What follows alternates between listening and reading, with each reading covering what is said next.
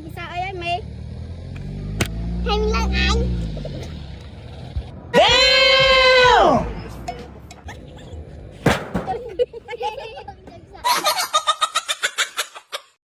cái số bao nhiêu mày đẹp ich Vika. hai ngày quay phi cả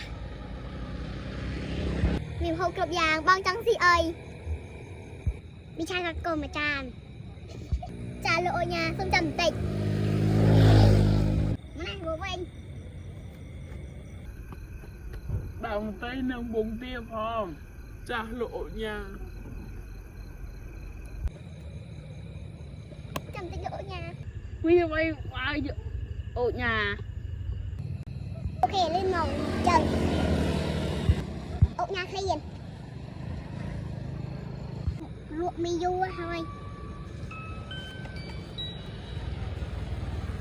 thôi anh ơi đúng rồi anh đi ạ đội nhà này ta đất con tàu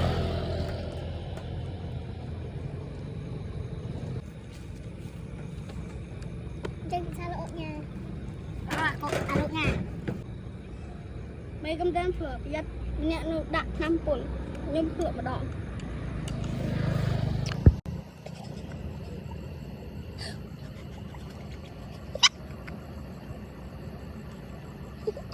tung lên tí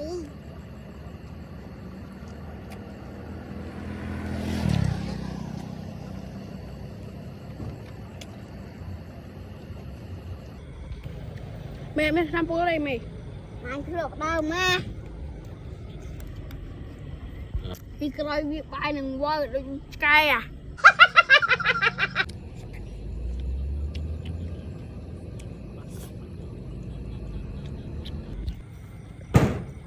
đội nhà trên ra tay Lộ sẵn khai bố lộ nhà em.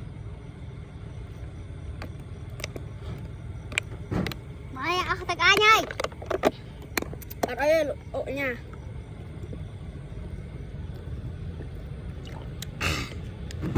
cô chào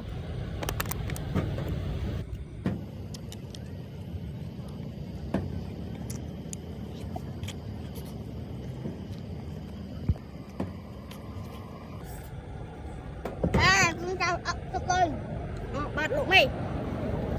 anh em ơi chửi anh làm hôm cái đường mình Bát lộ nha.